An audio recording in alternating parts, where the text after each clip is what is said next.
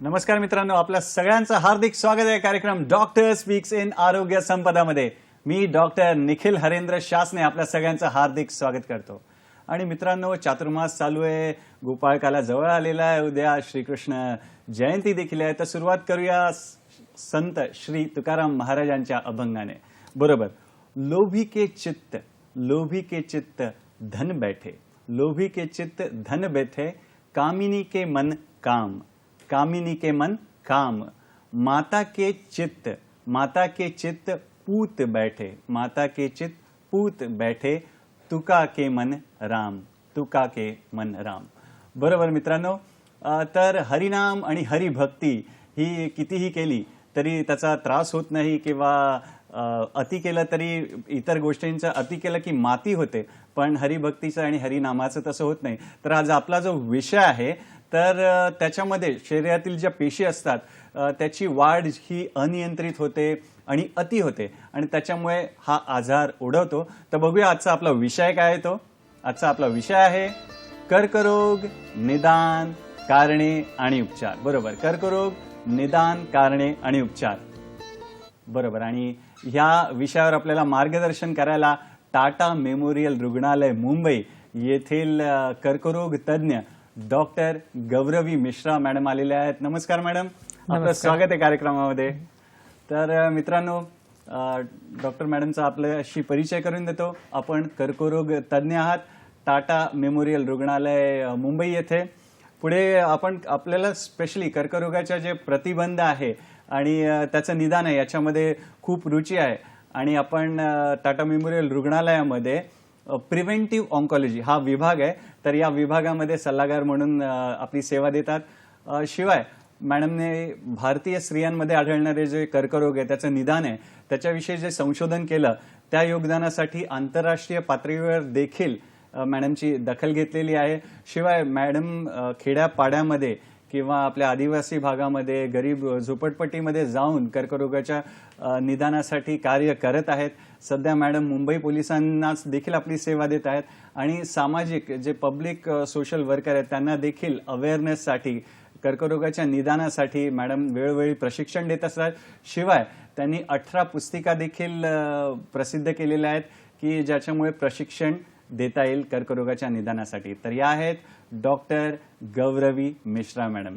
तर मित्रांनो, कार्यक्रमाची सुरुवात करूया एक ध्वनी चित्रफीत बघून आजच्याच विषयाविषयी. तर बघूया एक ध्वनी चित्रफीत.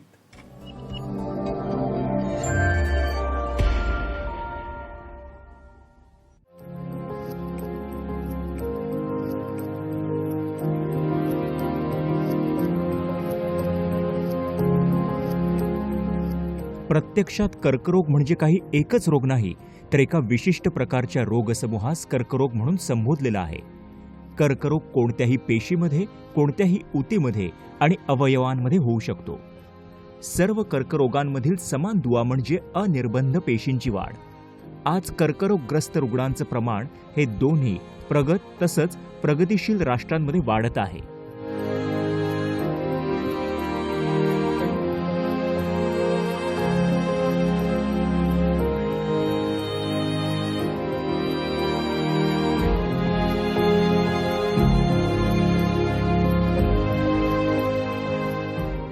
जगामध्ये प्रतिवर्षी अंदाजे 10 दशलक्ष नवीन कर्करोगग्रस्त रुग्णांचं निदान करण्यात येतं, आणि सुमारे 6 दशलक्षपेक्षाही अधिक मृत्यू हे विविध कर्करोगांमुळे होतात.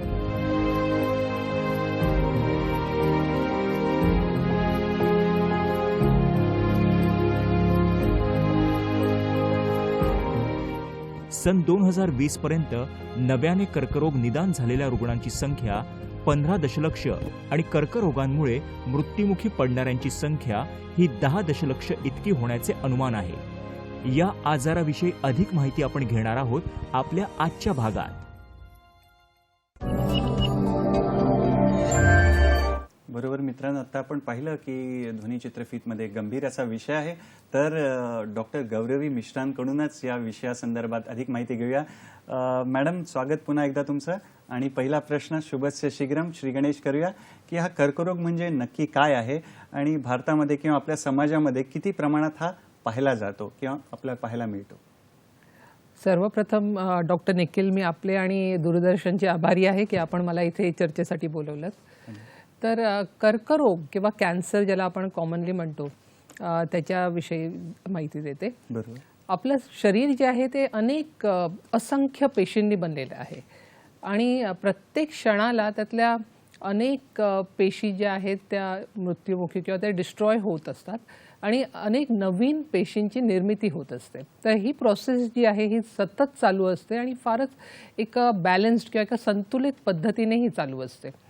परंतु ह्याच्यात जर काही बिघाड झाला की तर मग काय होतं की पेशींची अनियमितरित्या आणि फार वाढ होऊ लागते आणि कॅन्सरच्या ज्या पेशी असतात त्यांच्यात ही एक क्वालिटी असते किंवा कॅपॅसिटी असते की ते शरीराच्या इतर कुठल्या तरी भागात जाऊन त्या अडकू शकतात आणि तिथे परत त्यांची वाढ होऊ शकते।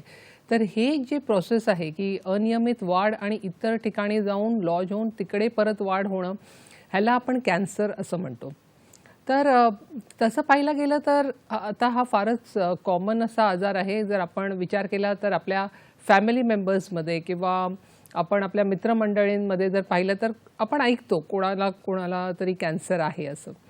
आणि जर आकडेवारी बघितली तर भारतात जवळजवळ 13 लाख नवीन कॅन्सर रुग्णांचं दरवर्षी निदान होत असतं आणि जवळजवळ 9 लाख कॅन्सरचे रुग्ण जे आहेत हे दरवर्षी मृत्युमुखी पडत असतात। बापरे। तर बरीच तशी संख्या बरीच आहे। आणि असं स्त्री पुरुष याच्यामध्ये काही भेद आहे का किंवा कुठले कॅन्सरचे प्रकार, कर्करोगाचे प्रकार पुरुषांमध्ये जास्त पाहिले जातात आणि स्त्रियांमध्ये कुठले प्रकार आहेत, त्याविषयी थोडी आम्हाला माहिती द्या। आपल्या भारतात जर आपण पाहिलं ना तर तोंडाचा कर्करोग किंवा ओरल कॅव्हिटी कॅन्सर आपण म्हणतो, मुखाचा कर्करोग, हा सर्वात कॉमन कॅन्सर आहे भारतात। आणि आपल्या जर आजूबाजूच्या आपण देशात पाहिलं एशियन कंट्रीजमध्ये तर बांगलादेश आहे, नेपाळ आहे, पाकिस्तान आहे, इथे हा कर्करोग सर्वात कॉमन आहे। पण तेच जर आपण जागतिक स्तरावर बघितलं वर्ल्डमध्ये तर लंग्स किंवा फुफ्फुसाचा कॅन्सर हा सर्वात कॉमन कॅन्सर आहे पुरुषांमध्ये। आपल्या देशात फुफ्फुसाचा कॅन्सर हा दुसऱ्या नंबरवर आहे आणि त्याच्यानंतर येतं पोटाचा कॅन्सर, मग मोठ्या आतड्याचा कॅन्सर। हे असं हे जे कॉमन कॅन्सर्स आहेत ते पुरुषांमध्ये आहेत आणि अन्ननलिकेचा कॅन्सर। तेच जर आपण स्त्रियांमध्ये पाहिलं तर स्त्रियांमध्ये स्तनाचा कॅन्सर किंवा ब्रेस्ट कॅन्सर हा सर्वात कॉमन कॅन्सर भारतातच नव्हे तर पूर्ण वर्ल्डमध्ये जर आपण प्रत्येक कंट्रीमध्ये जर पाहिलं तर आता जे आहे ते स्तनाचा कॅन्सर हा सर्वात कॉमन कॅन्सर आहे जवळजवळ सर्व कंट्रीजमध्ये एक्सेप्ट काही आफ्रिकन कंट्रीजमध्ये जे आहे हा गर्भाशय मुखाचा कॅन्सर कॉमन आहे। पण स्तनाचा कॅन्सर हा खरंच फार मोठा एक प्रश्नचिन्ह किंवा फारच कॉमन कॅन्सर आहे स्त्रियांमध्ये। आणि मग दुसऱ्या नंबरवर येतो गर्भाशय मुखाचा कॅन्सर, त्याच्यानंतर ओव्हरी किंवा अंडाशयाचा कॅन्सर येतो आणि मग स्त्रियांमध्ये पण भारतातल्या स्त्रियांमध्ये पण तोंडाचा कॅन्सर हा चौथ्या नंबरवर येतो आणि नंतर मग मोठ्या आतड्याचा कॅन्सर। हे झाले कॉमन कॅन्सर्स पुरुषांमध्ये आणि स्त्रियांमध्ये भारतातल्या पॉप्युलेशनमध्ये। डॉक्टर गौरी, आम्हाला सांगा की तोंडाचा कॅन्सर ज्याच्या आता आपण स्क्रीनवर आपण बघितलं, वेगवेगळे फोटो पण बघितले आणि पुरुषांमध्ये प्रमाण जास्त आहे आणि स्त्रियांमध्ये पण नंबर 4ला आहे। तर कुठल्या अशा गोष्टी आहेत ज्या घातक ठरतात किंवा ज्या कारणीभूत ठरू शकतात की या कर्करोगाला बळी पडायला? आपण पाहिलं तर इंडियामध्ये सर्वात म्हणजे कॉमन कॅन्सर जो पुरुषांमध्ये जसं मी सांगितलं तोंडाचा कॅन्सर आहे आणि त्याचं कारण म्हणजे मेन कारण एक मुख्य कारण तंबाखूचं सेवन आहे। आणि तंबाखूचं सेवन आपण जर आपल्या देशात पाहिलं तर म्हणजे जर आपण वेस्टर्न कंट्रीजचं बघायला गेलं तर ते सिगरेट स्मोक करतात. सिगरेट स्मोकिंग हा त्यांचा प्रॉब्लेम आहे. पण आपल्या देशात जर आपण पाहिलं तर आपण तंबाखू हे विविध प्रकारांनी चं सेवन चालू असतं. म्हणजे प्रत्येक स्टेटमध्ये प्रत्येक गावी गेलं की एका वेगळ्या प्रकारचं तंबाखूचं सेवन असतं. पान, तंबाखू, गुटखा, मावा, जर्दा, जे काही तुम्ही म्हणाल तपकीर, किंवा आपल्या स्त्रिया ज्या आहेत हे मशेरी लावतात आणि स्मोकिंग पण बीडी, हुक्का, सिगरेट, म्हणजे नाना एकदम 100हून अधिक प्रकारच्या तंबाखूंचं जे सेवन केलं जातं तेच तोंडाच्या कॅन्सरचं मुख्य कारण आहे. आणि त्याच्याबरोबर जर अल्कोहोल किंवा दारू पण घेतली गेली तर त्याच्यामुळे रिस्क जे आहे हे कित्येक पटीने वाढते. आणि मग हे 80 ते 90% जे तोंडाचे कॅन्सर आहेत हे ह्याच्यामुळे होतात. आणि मग इतर काही कारणं आहेत, जसं की कोणाचं जर शार्प टीथ आहेत आणि ते सतत जर तोंडात जर हर्ट करते तर त्याच्यामुळे होऊ शकतो. किंवा कोणी डेंचर्स वापरते पण ते इल फिटिंग आहेत, नीट फिट नाही होत आहेत, सतत कुठेतरी टोचतंय तर त्यांनी होऊ शकतो. आणि दुसरं एक व्हायरस आहे ह्युमन पॅपिलोमा व्हायरस म्हणून, ते पण एक या कॅन्सरचं कारणीभूत कारण होऊ शकतं. पण मुख्य जे आहे ते तंबाखूचं सेवन हेच आपल्याला लक्षात ठेवायचं आहे. बरोबर. मित्रांनो, आपण बघतो लोकल ट्रेनमध्ये पण किंवा आपण ट्रॅव्हल करताना एकाने तंबाखूची पुडी काढली की लगेच आजूबाजूचा 1-2 हात असे पुढे येतात. तर हे आपल्याला टाळायचं आहे. आपण बघतोय किती भयावह फोटोज आहेत, पुढे जाऊन त्याचं काय होतं. तर अजून जाणूयात, तोंडाचा कॅन्सर मॅडम ओळखायचं कसं, लक्षणं काय, त्याविषयी आम्हाला सांगा. तोंडाच्या कॅन्सरची जी मुख्य लक्षणे, म्हणजे तोंडाचा कॅन्सर आपल्या इथे कॉमन आहे, पण त्याचं एक चांगली बाब ही आहे की ती आपल्या पूर्व अवस्थेत त्याला आपल्याला निदान करता येतं. म्हणजे प्री कॅन्सर स्टेजमध्ये आपण त्यांना ओळखू शकतो. आणि त्याचं लक्षण म्हणजे तोंडात एक सफेद चट्टा दिसणं. जर आपण तोंड उघडलं आणि आरशात पाहिलं तर एक सफेद चट्टा दिसतोय आणि तो खरवडला तरी जात नाही आहे, तर ते ज्याला आम्ही ल्युकोप्लेकिया म्हणतो, ते एक तोंडाच्या कॅन्सरची पूर्व अवस्था आहे. त्याचप्रमाणे जर लाल चट्टा असेल, ज्याला आपण एरिथ्रोप्लेकिया म्हणतो, तेही पूर्व अवस्था आहे, प्री कॅन्सर आहे ओरल कॅव्हिटीचं. आणि काहींचं आपण बघतो की तोंड उघडू शकत नाहीत, म्हणजे त्यांनी जर तोंड उघडायचा प्रयत्न केला तर आपण नॉर्मल माणसं आपण 4 बोटं घालू शकतो तोंडात उघडून, तर ते 1 किंवा 2 बोटच घालू शकतात, किंवा तेवढं पण काहींचं तोंड उघडू नाही शकत. तर ह्याचं मुख्य कारण जे आहे हे पान मसाला, गुटखा किंवा सुपारीचं सेवन. म्हणजे आज आपण ग्रामीण भागात गेलो, आपल्या कोकणात पण तरी आपण बघतो की घरोघरी सुपारी, पान सुपारी देऊन आपलं स्वागत केलं जातं, किंवा मिठा पान आहे म्हणून लग्नात पण ठेवले जातात, किंवा काही नाही सुपारीने माझे दात स्ट्रॉंग होतात असं काहींना वाटतं. पण हे सबम्युकस फायब्रोसिस किंवा हे कॅन्सरच्या पूर्व अवस्थेचं कारण आहे. म्हणजे सुपारी देखील कॅन्सरला कारणीभूत आहे. तर हे जे सफेद चट्टा येणं, लाल चट्टा येणं, तोंड उघडलं न जाणं, ही तर पूर्व अवस्थेची लक्षणं आहेत. पण जर कोणाच्या तोंडात जर अल्सर येतोय आणि तो अल्सर जर ठीक होतच नाही आहे, की विटॅमिन्स घेत आहेत, काही करतायत, पण 3 आठवड्यापेक्षा जास्त झालाय वेळ आणि बरा होत नाही आहे, तर ते कॅन्सरचं लक्षण आहे.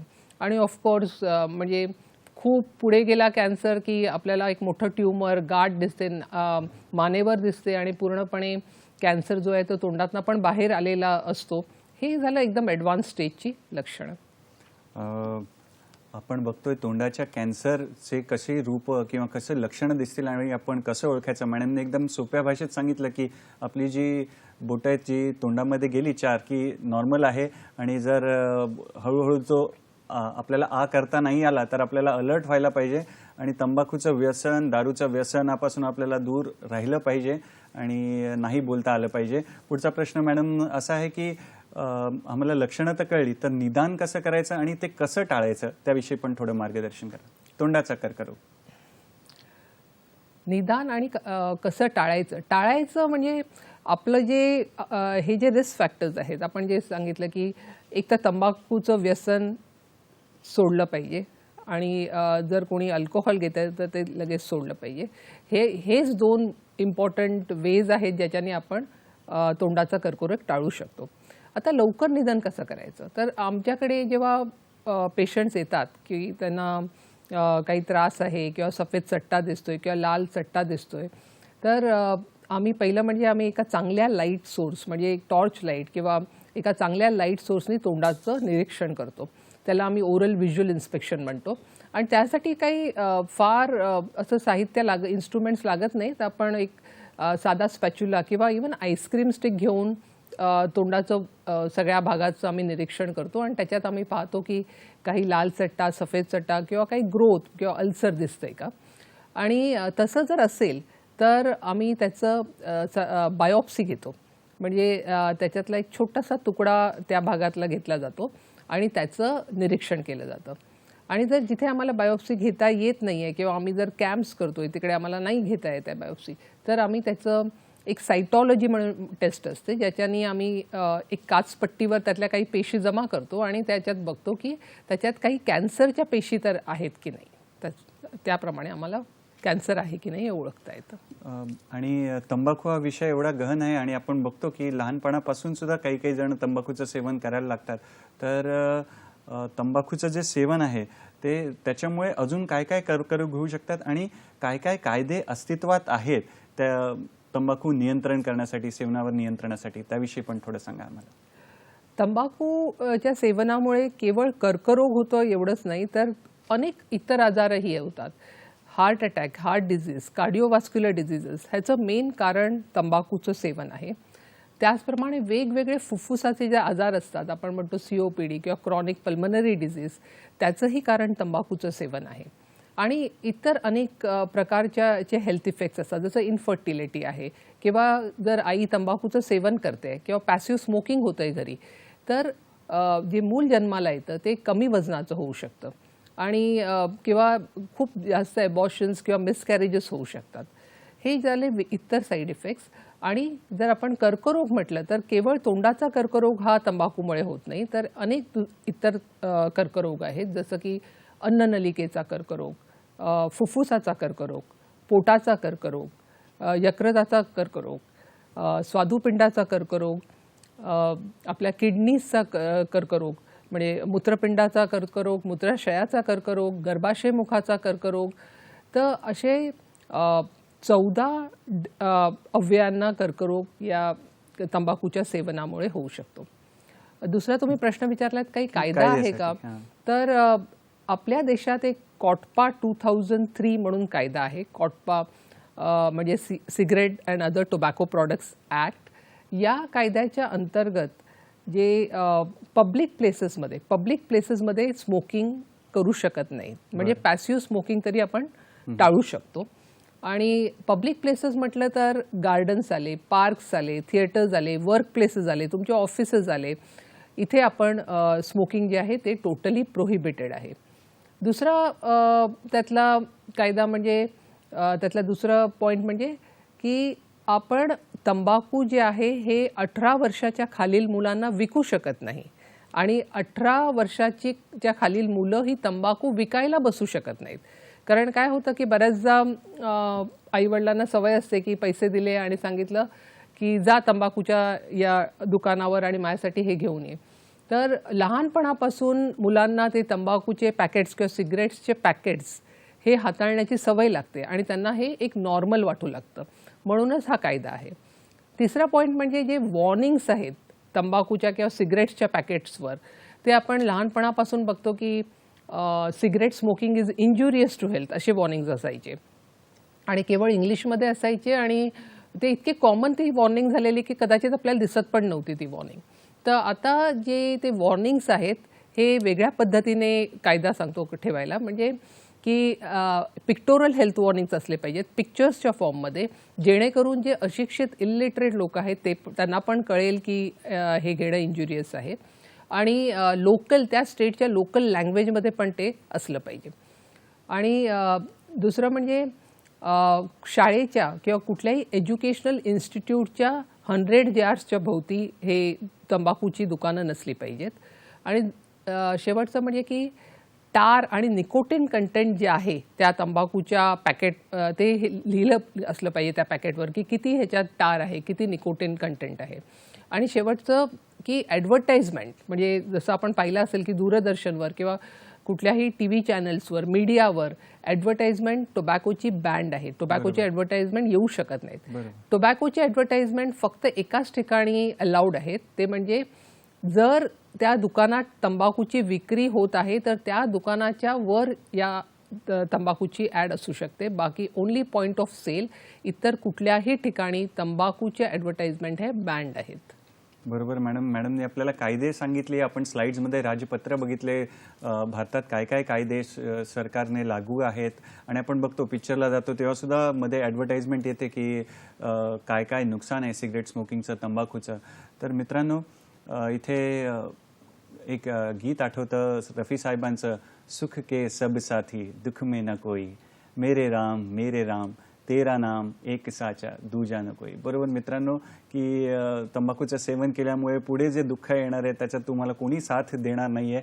तर हे आपण टाळू शकतो. ॲक्सिडेंट जसे टाळू शकतो तसं तंबाखू सेवन, सिगरेट सेवन आणि जे ड्रिंक्सचं व्यसन आहे ते टाळू शकतो. तर या नोटवर इथे घेतोय आपण छोटीशी विश्रांती. पाहत राहा आपला लाडका कार्यक्रम ज्याचं नाव आहे डॉक्टर स्पीक्स इन आरोग्य संपदा.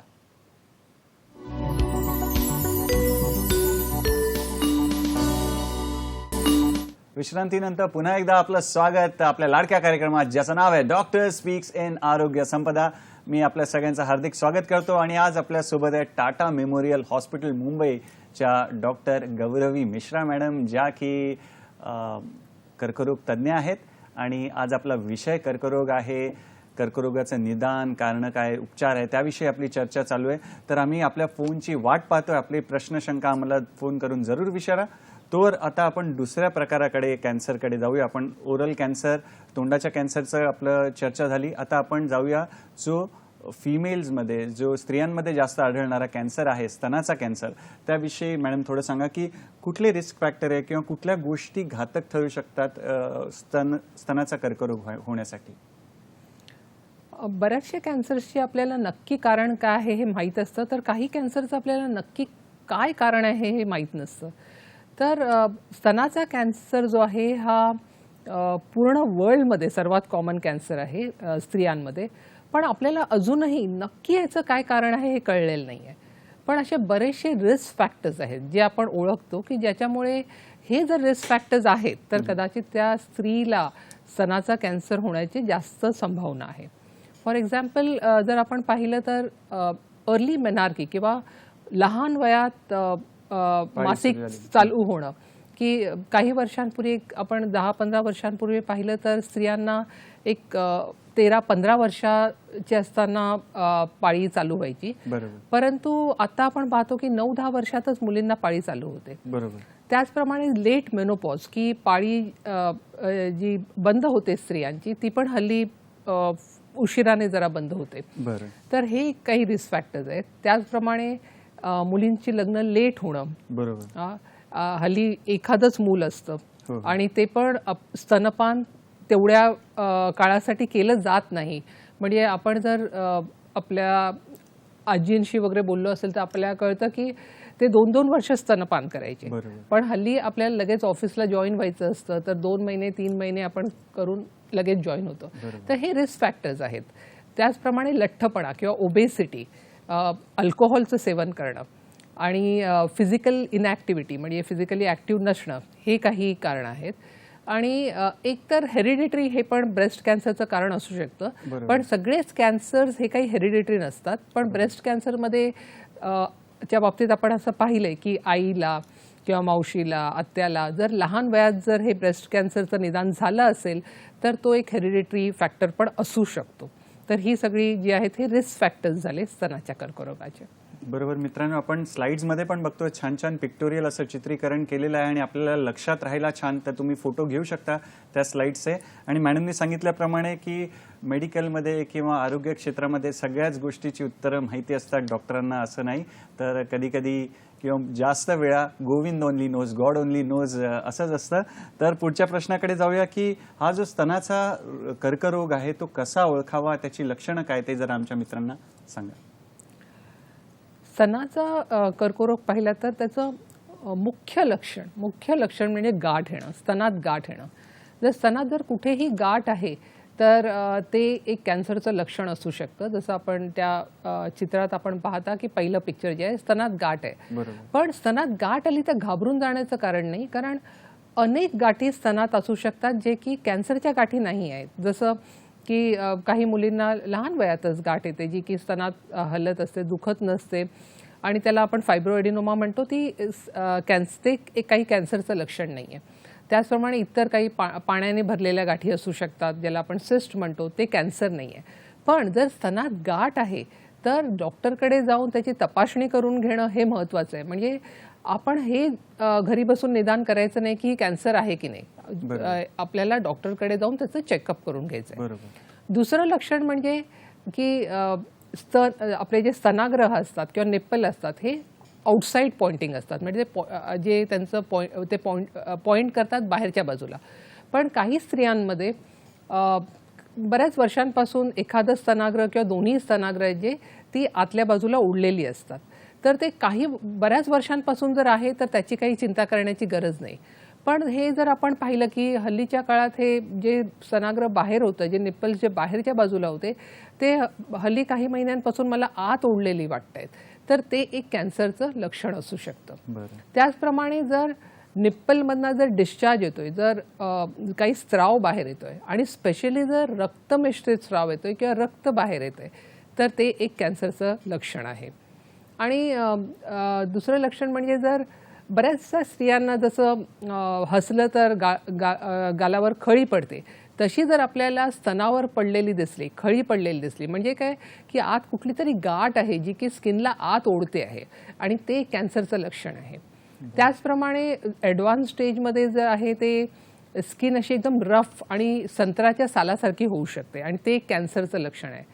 एक गोष्ट मात्र महत्त्वाची लक्षात ठेवायची आहे की कॅन्सरची गाठ जी आहे ना ती हलत नसते आणि दुखत नसते. त्यामुळे बऱ्याच स्त्रिया ज्या आहेत त्या आमच्याकडे खूप लेट येतात आणि आम्ही जेव्हा त्यांना विचारतो की एवढ्या लेट का आलात तुम्ही, तर त्या सांगतात की या गाठीचा मला कधीच काही त्रास झाला नाही, हे हलत नव्हती, दुखत नव्हती, म्हणून आम्ही लेट आलो. तर हे लक्षात ठेवायचे आहे की जरी गाठ हलत नसली, दुखत नसली तरी आपल्याला जाऊन डॉक्टरकडनं त्याचा चेकअप करून घ्यायचा आहे. बरोबर मित्रांनो, हा फार एक महत्त्वाचा मुद्दा आहे की आपल्याला त्रास झाल्यावरच आपण डॉक्टरांकडे जातो. तर कधीतरी काही न केल्यामुळे पण शिक्षा मिळते. जसं घरचा अभ्यास नाही केला तर शिक्षा मिळते, तसं पेन नसलेली गाठ जरी असली तरी आपल्याला डॉक्टरांना वेळच्या वेळी डॉक्टर आपल्याला मार्गदर्शन करतातच आहेत की तज्ज्ञ जे डॉक्टर आहेत त्यांना दाखवलं पाहिजे. आणि मॅडम, या वळणावर असं विचारावंसं वाटतं की लवकरात लवकर निदान कसं करता येईल या जो स्तनाचा कर्करोग आहे त्याच्याविषयी थोडं सांगा आम्हाला. खरं तर प्रत्येक स्त्रीने म्हणजे तिला काहीही होत नसताना, काहीही त्रास नसताना वयाच्या 30 वर्षापासून प्रत्येक 2 वर्षाला आपली तपासणी तज्ज्ञांकडून करून घेतली पाहिजे. म्हणजे तज्ज्ञ म्हणजे जे पण ब्रेस्टला एक्झामिन करतात किंवा ते जे एक्सपर्ट्स आहेत ब्रेस्ट एक्झामिनेशनमध्ये, मग ती एक हेल्थ वर्कर असू शकते, एक आरोग्यसेविका असू शकते, एक नर्स असू शकते किंवा डॉक्टर असू शकते. तिच्याकडनं आपल्या स्तनाची तपासणी दर 2 वर्षांनी करून घेतली पाहिजे. ह्यालाच आपण क्लिनिकल ब्रेस्ट एक्झामिनेशन म्हणतो. आणि याच्यावर टाटा मेमोरियल हॉस्पिटलने खूप मोठं संशोधन केलेलं आहे. इनफॅक्ट जगातलं सर्वात मोठं संशोधन जे आहे ते आमच्या डिपार्टमेंट ऑफ प्रिव्हेंटिव्ह ऑन्कॉलॉजीने टाटा मेमोरियल हॉस्पिटलने केलेलं आहे. आणि त्याचं गेल्या वर्षी एक खूप मोठं पब्लिकेशन आलेलं आहे, जे जगात पहिलं पब्लिकेशन आहे जे दाखवतं की हे क्लिनिकल ब्रेस्ट एक्झामिनेशन केल्याने स्त्रियांचा जीव वाचू शकतो. हे भारताचं झालं. दुसरं एक पद्धती आहे जी की सगळ्याकडे आपण वापरली जाते, स्पेशली वेस्टर्न कंट्रीजमध्ये. त्याला आपण म्हणतो मॅमोग्राफी. मॅमोग्राफी म्हणजे काय, जसं आपण छातीचा एक्सरे काढतो तसंच हा स्तनाचा एक्सरे असतो. म्हणजे स्तन जे आहे हे 2 एक्सरे प्लेटच्या मध्ये दाबून त्याचा एक्सरे घेतला जातो. म्हणजे छोटीशी देखील गाठ असेल तरी आपल्याला ती निदर्शनात येते. पण ही जी एक्सरे पद्धती आहे, मॅमोग्राफी आहे, ही 50च्या पुढच्या महिलांसाठी आहे. आणि जर काही त्रास होत असेल तरच डॉक्टर ती 50च्या खालच्या महिलांना कदाचित ॲडवाईस करतात. आणि तिसरं महत्त्वाची पद्धती जी आहे, जी आपण घरी करू शकतो, ती आहे ब्रेस्ट सेल्फ एक्झामिनेशन किंवा स्तनाचं स्वपरीक्षण. मॅडम, या मुद्द्यावर आपण पुन्हा येऊया. सेल्फ ब्रेस्ट एक्झामिनेशन या वळणावर आपल्याला एक फोन आलेला आहे, लातूरहून फोन आलाय. सूर्यवंशीजींचा फोन आहे. नमस्कार, आपलं स्वागत आहे कार्यक्रमात. आपला प्रश्न विचारा. सर, आम्ही तंबाखू खातो, गुटखे खातो सर मी. बरं. आम्हाला अधूनमधून चक्कर येतो सर कधी बी. बरं, बोला ना, आपला प्रश्न सलग विचारा. हा हा हा धन्यवाद तुम्ही हा प्रश्न विचारल्याबद्दल. हा तुम्ही जे सांगितलं ते फार महत्त्वाचं आहे की तंबाखू आणि गुटखा खाल्ल्याने मला मधून चक्कर येते. तर आपण जसं सुरुवातीलाच म्हटलं की तंबाखूमुळे केवळ कॅन्सर होतो असं नाही. तंबाखूमुळे वेगवेगळे जे रक्तवाहिन्यांवर वेगवेगळे परिणाम होतात आणि कार्डिओव्हास्क्युलर डिझिजेस जे आहेत त्यालाही तंबाखू हे एक मुख्य कारण आहे. आणि आपल्या ब्लड प्रेशरमध्ये खूप चेंजेस होऊ शकतात किंवा रक्तवाहिन्यांच्या आकुंचन जे आहे हे तंबाखूच्या सेवनामुळे होतं. आणि त्यातलाच हा एक प्रकार असू शकतं. आपल्याला जाऊन आपली चेकअप तर करायचं आहे, पण त्याच्या अगोदर चेकअप करायच्या अगोदरही आत्ताच्या आत्ता तुम्ही तंबाखू गुटखा जे काही सेवन करता ते सोडून द्या आणि मग डॉक्टरांकडे जाऊन आपलं चेकअप करून घ्या. फारच छान उत्तर दिलं मॅडम. आणि सूर्यवंशीजी एकदम छान प्रश्न विचारला. असंच मोकळेपणाने आपल्या मनातले प्रश्न तुम्ही विचारा, जेणेकरून आपल्याला मदतीचा हात मिळू शकेल आणि जे आपले आरोग्याची संपदा आपली वाढू शकते. तर मॅडम तुम्ही सेल्फ ब्रेस्ट एक्झामिनेशन म्हणजे स्वस्तन परीक्षणाविषयी आम्हाला सांगत होतात. प्लीज त्याविषयी आम्हाला सांगा. स्लाइड्समध्ये पण आपण बघतोय, तर प्लीज सांगा मॅडम. सेल्फ ब्रेस्ट एक्झामिनेशन किंवा स्तनाचं स्वपरीक्षण हे फार महत्त्वाचं आहे. कारण प्रत्येक स्त्रीला आपले स्तन कसं फील होतं आहे त्याची एक जाणीव असते. पण हे लक्षात ठेवा की केवळ अंघोळीच्या वेळी स्तनाला हात लावणं ह्याला ब्रेस्ट सेल्फ एक्झामिनेशन म्हणत नाहीत.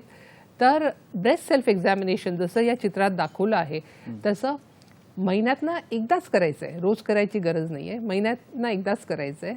तर ज्या स्त्रियांना पाळी येते त्यांनी पाळीच्या 7व्या ते 10व्या दिवसाच्या मध्ये हे परीक्षण करू शकतात. आणि ज्या स्त्रियांची पाळी बंद झालेली आहे त्यांनी कोणताही एक दिवस निश्चित करा, जसं महिन्याचा पहिला दिवस किंवा महिन्याचा शेवटचा दिवस किंवा आपलं बर्थ डेट, जे की इझी आहे रिमेंबर करायला. आणि त्या दिवशी आपल्याला स्तनाची अगदी सिस्टमॅटिक रीतीने तपासणी करायची आहे. ती कशी करायची हे तुम्ही तुमच्या डॉक्टरांकडून शिकून घ्या. कारण ही तपासणी व्यवस्थितपणे केली गेलेली पाहिजे. आणि जर या तपासणीत जर तुम्हाला आढळलं की आपल्या स्तनात काही गाठ आहे किंवा निप्पलमधनं काही रक्त येत आहे किंवा काखेत गाठ आहे किंवा स्तनाग्र आतमध्ये खेचलं गेलेलं आहे, तर तुम्हाला तुमच्या डॉक्टरकडे जाऊन त्यांचा सल्ला घ्यायचा आहे आणि पुढच्या जे इन्व्हेस्टिगेशन्स आहेत ते करायचे आहेत. पण हे पण परत एकदा लक्षात घ्या की स्तनात जर गाठ आढळली तर घाबरून जाण्याचं काहीही कारण नाही आहे. बऱ्याच स्तनातल्या गाठी ज्या असतात त्या कॅन्सरच्या गाठी नसतात. मित्रांनो, पुन्हा एकदा अधोरेखित करूया हे जे वाक्य मॅडमनी म्हटलंय की बऱ्याच ज्या स्तनाच्या गाठी असतात त्या कॅन्सरच्या नसतात. त्याच्यामुळे घाबरू नका, पुढे या आणि डॉक्टरांना दाखवा. आरोग्य सेवा जे केंद्र आहे तिथे कॉन्टॅक्ट करा, जेणेकरून आपल्याला मदत मिळू शकते. आता आपण पुढचा जो कॅन्सरचा प्रकार आहे, ज्याला आपण गर्भाशयाच्या मुखाचा किंवा ग्रीवेचा कर्करोग किंवा सर्वायकल कॅन्सर म्हणतो, तर त्याच्याविषयी मॅडम आम्हाला थोडं सांगा की कुठल्या गोष्टी त्याच्यासाठी घातक ठरू शकतात किंवा रिस्क फॅक्टर काय आहेत त्याविषयी थोडं आम्हाला सांगा. गर्भाशय मुखाचा कॅन्सर परत आपल्या भारतीय महिलांमध्ये दुसऱ्या नंबरवर येतो. आणि हा एक कॅन्सर आहे जो की टोटली प्रिव्हेंटेबल आहे, टोटली अर्ली डिटेक्ट करू शकतो. कारण ह्याला एक चांगली प्री कॅन्सरस स्टेज आहे. तर त्याच्याकडे आपण येऊया. पण पहिलं बघूया की काय ह्याचं कारण आहे. तर जसं मी स्तनाचं कॅन्सर सांगताना सांगितलं की ह्याचं नक्की आपल्याला कारण माहीत नाही, पण गर्भाशय मुखाच्या कॅन्सरचं आपल्याला नक्की कारण माहिती आहे की जर त्या स्त्रीला ह्युमन पॅपिलोमा व्हायरस नावाचं इन्फेक्शन झालं आणि ते जर राहिलं ते इन्फेक्शन, म्हणजे ते गेलं नाही ते इन्फेक्शन, तर अशा स्त्रियांमध्ये पुढे जाऊन गर्भाशय मुखाचा कॅन्सर होऊ शकतो. आणि त्याचे अनेक रिस्क फॅक्टर्स पण आहेत की ज्या स्त्रिया तंबाखूचं सेवन करतात किंवा ज्या स्त्रियांचं लग्न फार कमी वयात होतं, त्यांना एकोमागोमाग एक अशी मुलं होत राहतात, म्हणजे त्यांच्या गर्भाशयाला जे रेस्ट मिळतच नाही, सतत ताण येत राहतो. आणि ज्या स्त्रिया अनेक पुरुषांशी संबंध ठेवतात किंवा एक स्त्री आहे ती एकाच पुरुषाशी संबंध ठेवते, पण तो पुरुष जो आहे तो अनेक स्त्रियांशी संबंध ठेवतोय, तरी त्या स्त्रीची जी रिस्क आहे गर्भाशय मुखाचा कॅन्सर होण्याची ही वाढते. बरोबर मॅडम. आणि थोडं आम्हाला हे जे HPV व्हायरस जो तुम्ही सांगितलं, ह्युमन पॅपिलोमा व्हायरस, त्याचं संक्रमणाचं प्रमाण किती आहे त्याविषयी पण थोडं सांगा, जेणेकरून आम्हाला अंदाज येईल. हे जे ह्युमन पॅपिलोमा व्हायरस आहे त्याचं इन्फेक्शन, त्याचं संक्रमण हे अतिशय कॉमन इन्फेक्शन आहे. म्हणजे ते एवढं कॉमन आहे की 80% स्त्रियांना एकदा की शारीरिक संबंध सुरू झाल्या लग्नानंतर की हे इन्फेक्शन होतं. म्हणजे सुरुवातीच्या 1-2 वर्षात हे इन्फेक्शन 80% महिलांना होतं. हे एवढं कॉमन इन्फेक्शन आहे. परंतु 90% स्त्रियांमध्ये हे इन्फेक्शन राहत नाही.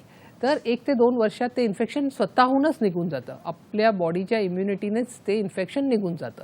म्हणूनच आपण त्याला एक ट्रान्झिएंट इन्फेक्शन म्हणून म्हणतो. बरोबर. पण ज्या स्त्रियांमध्ये हे इन्फेक्शन राहतं, म्हणजे हे निघून जात नाही, या अशा स्त्रियांमध्ये पुढच्या 10 ते 15 वर्षांनी गर्भाशय मुखाचा कॅन्सर होऊ शकतो.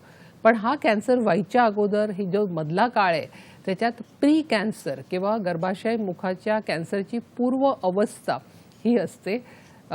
आणि दुसरी एक गोष्ट लक्षात ठेवायची आहे की HPV इन्फेक्शन जर झालं तर त्याची कोणतीही लक्षणं नसतात. म्हणजे त्या स्त्रीला कोणताही त्रास होत नाही. एवढंच नाही, जेव्हा कॅन्सर जो पूर्व अवस्थेत असतो गर्भाशय मुखाचा कॅन्सर, तेव्हाही त्या कॅन्सरचे कोणतेही लक्षणं त्या स्त्रीला नसतात. फारच छान मॅडम. या वळणावर आपल्याला एक फोन आलाय. अशोकजींचा फोन आहे बुलढाण्याहून. नमस्कार अशोकजी, आपलं स्वागत आहे कार्यक्रमात. आपला प्रश्न विचारा. अशोकजी, तुमचा आवाज येतोय, आपला प्रश्न विचारा. नमस्कार. नमस्कार. नमस्कार, प्रश्न विचारा. प्रश्न असा आहे की आमचे मेवणे 80 ते 85 वर्षाचे मेवणे आहेत माझे. बरं बरं. त्यांना डाव्या बाजूने फुफ्फुसाला असा गाठ सांगितलेली आहे. बरं. डॉक्टरचं म्हणणं पडलं 80 ते 90% कॅन्सर आहे, पण निदानातून व्हायचं आहे. या वयामध्ये निदान करून त्यावर इलाज होईल का? बरं. मॅडम काही विचारायचं? अशोकजी, आभारी आहे आपण प्रश्न विचारला त्याबद्दल. फुफ्फुसाचा जो कॅन्सर आहे, म्हणजे ह्याचं निदान झालेलं असेल तर त्याची पुढची ट्रीटमेंटसाठी तुम्ही कुठल्याही जवळच्या कॅन्सर हॉस्पिटलमध्ये जाऊ शकता. आपल्या इथे मुंबईला टाटा मेमोरियल हॉस्पिटल आहे, तसेच बरेच प्रायव्हेट हॉस्पिटल्स पण आहेत जे कॅन्सरचं निदान आणि ट्रीटमेंट करतात. तर कॅन्सर हा बेसिकलीच आजार असा आहे की तो म्हणजे वाढत्या वयात होतो. तर 80 वर्षाचे आहेत किंवा 85 वर्षाचे आहेत म्हणून आपण त्याचं निदान करू नये किंवा ट्रीटमेंट करू नये असं नाही. बरेचसे कॅन्सर्स हे ट्रीटेबल असतात. तसं फुफ्फुसाचा कॅन्सर जो आहे तो तसा जरा सिव्हिअर प्रकारचा कॅन्सर असतो. परंतु तुम्ही जाऊन डॉक्टरांचा सल्ला एका कर्करोग केंद्रात, एका कॅन्सर हॉस्पिटलमध्ये जाऊन त्याचा सल्ला घेणं हे फारच इम्पॉर्टंट आहे. फारच छान मित्रांनो, तुम्ही छान प्रश्न विचारत आहात आणि डॉक्टर टाटा मेमोरियल रुग्णालय मुंबईतल्या डॉक्टर गौरवी मिश्रा आपल्याला छान माहिती देत आहेत. तर इथे वेळ झालेली एका छोट्याशा विश्रांतीची. पाहत राहा आपला लाडका कार्यक्रम ज्याचं नाव आहे डॉक्टर स्पीक्स इन आरोग्य संपदा, फक्त आणि फक्त दूरदर्शनच्या सह्याद्री वाहिनीवर, प्रत्येक घरासाठी, घरातल्या प्रत्येकासाठी.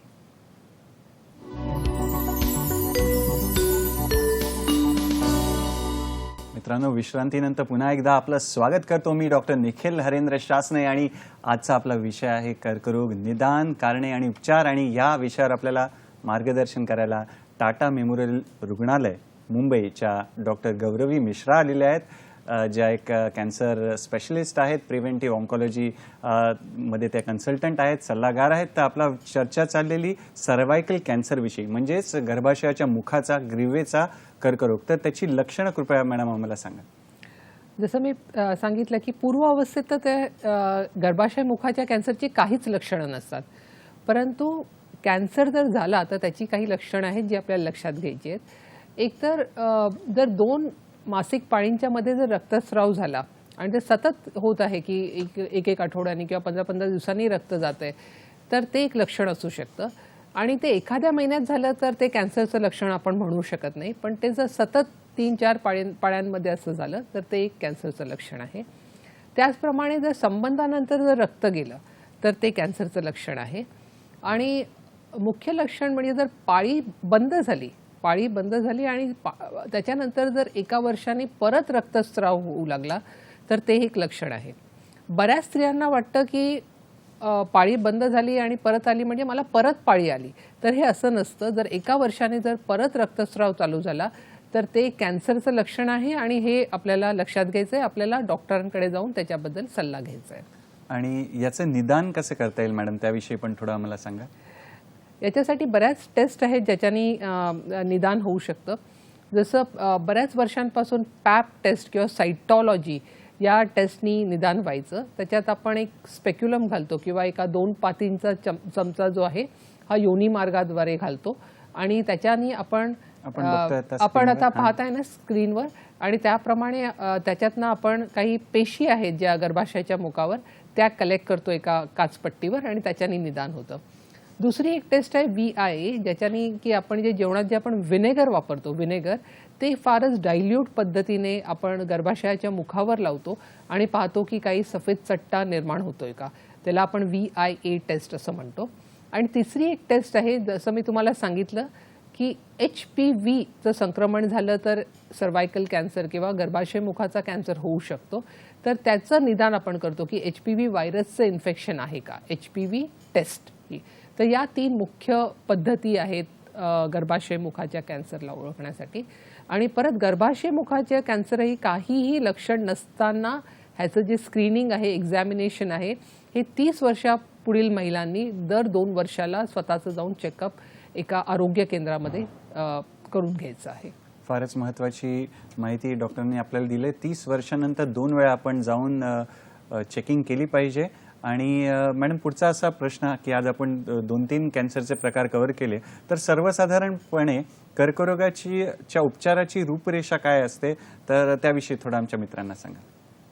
कर्करोगाचं ट्रीटमेंट जे आहे हे 3 मेन पद्धती आहेत ह्याच्या. सर्जरी आणि मग किमोथेरपी आणि रेडिएशन थेरपी.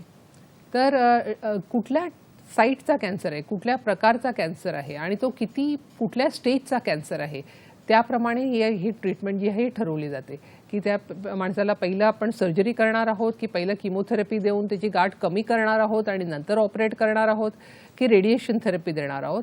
हे वेगवेगळ्या कॅन्सर्सच्या वेगवेगळ्या स्टेजमध्ये जे आहे हे ह्याचं ठरवलं जातं.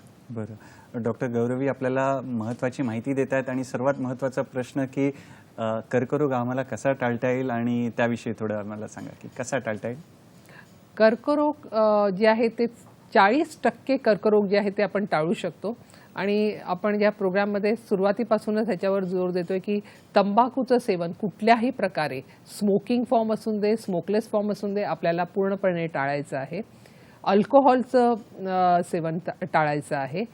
आणि तिसरं म्हणजे फिजिकली ॲक्टिव्ह राहायचं आहे, म्हणजे आपला व्यायाम नियमितपणे झाला पाहिजे. आणि लठ्ठपणा किंवा ओबेसिटी हे कॅन्सरचं मुख्य कारण आहे, ते टाळायचं आहे. काही कॅन्सर्स असे आहेत ज्यांच्यावर वॅक्सिन्स आहेत, तर ते जसं हेपॅटायटिस B वॅक्सिन आपण घेतो, तर तेही वॅक्सिन आपण प्रिव्हेन्शनसाठी घेऊ शकता.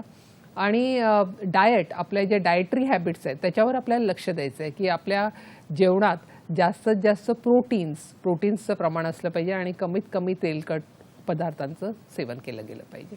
मॅडमने आता जसं सांगितलं की काही कॅन्सरच्या प्रकारावर वॅक्सिन देखील उपलब्ध आहे, तर ते आपल्याला ध्यानात ठेवायचं आहे आणि त्याचा आपण पर्याय विचार करायचा आहे. पुढचा असा प्रश्न मॅडम, शासकीय याच्यामध्ये काय काय योजना आहेत किंवा काय उपक्रम आहे त्याविषयी, कंट्रोलसाठी कॅन्सर, त्याविषयी थोडं सांगा. आपल्याकडे एक नॅशनल कॅन्सर कंट्रोल प्रोग्राम आहे जो की 1975 पासून आपल्या देशात आहे. आणि आता तो प्रोग्राम जो आहे तो मर्ज केला आहे, म्हणजे NCPDCS म्हणजे national programme for prevention of cancer, diabetes, cardiovascular diseases and stroke. आणि या सगळ्या म्हणजे हे जे सगळे नॉन कम्युनिकेबल डिझिजेस आहेत, म्हणजे डायबिटीज आहे, हार्टचे आजार आहेत, स्ट्रोक आहे, कॅन्सर्स आहेत, त्या सगळ्यांना जसं आपण या स्लाईडमध्ये बघताय एकच कारण आहे, म्हणजे ते 4 मुख्य कारणं आहेत: टोबॅको, अल्कोहोल, अनहेल्दी डाएट आणि फिजिकल इनॲक्टिव्हिटी. मग या 4 गोष्टींवर जर आपण कंट्रोल केला तर हे 4ही आजार आपण प्रिव्हेंट करू शकतो. बरोबर मित्रांनो, वेळेचा जास्तीत जास्त आपण उपयोग करतोय. आणि डॉक्टर आज टाटा मेमोरियल रुग्णालय मुंबईतून आल्या आहेत. तर मॅडम, कर्करोगांच्या पेशंटसाठी म्हणा, त्यांच्या रिलेटिव्हसाठी टाटा मेमोरियल रुग्णालयात काय काय सोयी सुविधा आहेत, तर ते प्लीज आमच्या मित्रांना सांगा. टाटा मेमोरियल हॉस्पिटलमध्ये जे पेशंट्स येतात, म्हणजे पूर्ण देशातनं सगळ्या स्टेट्समधनं पेशंट्स येतात आणि जवळजवळ 60 ते 70% पेशंट्स जे आहेत हे एकदम जनरल कॅटेगरीमध्ये, म्हणजे अगदी कमीत कमी पैसे घेऊन त्यांचं उपचार केला जातो. कित्येक पेशंट जे आहेत ते फ्री ऑफ चार्ज त्यांची ट्रीटमेंट केली जाते. तर टाटा मेमोरियल हॉस्पिटल तर पूर्णपणे ह्याला सपोर्ट करतं, पण बरेच NGOs पण आहेत जे आम्हाला याच्यात मदत करतात. फॉर एक्झाम्पल जे पेशंट बाहेरगावून येतात त्यांना राहायची सोय नसते, तर टाटा मेमोरियल हॉस्पिटलला अटॅच्ड आहे एक बॉर्जेस होम. तिकडे जवळजवळ 250 पेशंट्स आणि त्यांचे प्रत्येक पेशंटचे 2-2 रिलेटिव्स ह्यांची राहायची सोय आहे. त्याचप्रमाणे आमचं एक कॅम्पस आहे ॲक्ट्रॅक खारघरला, तिथे पेशंट्स आणि त्यांच्या नातेवाईकांना राहायची सोय आहे. आणि इतर नाना पालकर जे आहे टाटा मेमोरियल हॉस्पिटलच्या जवळच आहे, तिथे पेशंट्सला मोफत राहायची सोय आहे. आणि असे जवळजवळ 20 ते 30 NGOs आम्हाला अटॅच्ड आहेत, जे की फारच कमी दरात पेशंट्सना आणि त्यांच्या नातेवाईकांना राहायची सोय करतात. टाटा मेमोरियल रुग्णालय ही अग्रगण्य अशी देशातली संस्था आहे कॅन्सरवर काम करणारी.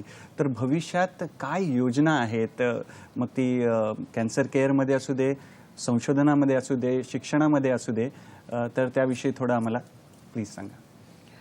टाटा मेमोरियल हॉस्पिटल म्हणजे 1941 पासून आपल्या देशात आहे, सर्वात पहिलं आणि एक सर्वात मोठं असं कॅन्सर सेंटर आहे.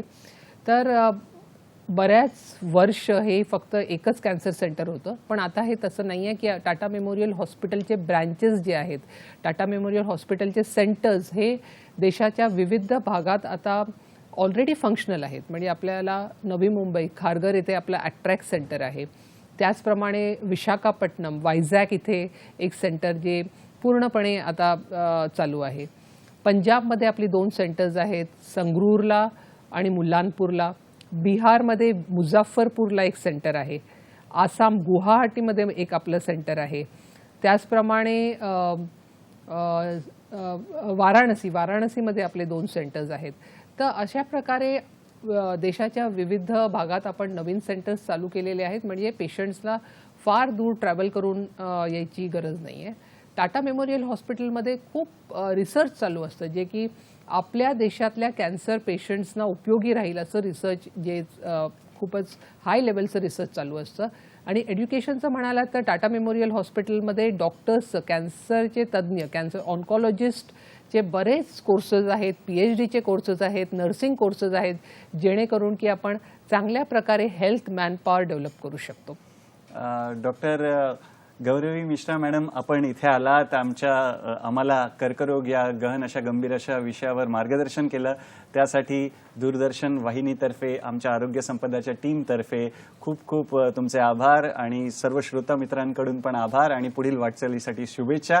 तर मित्रांनो, टाटा मेमोरियल रुग्णालयातल्या डॉक्टर गौरवी मिश्रा आज आपल्यासोबत होत्या.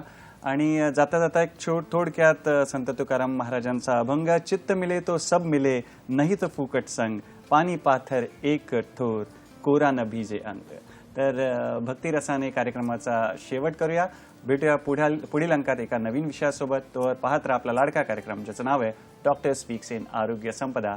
धन्यवाद. नमस्कार.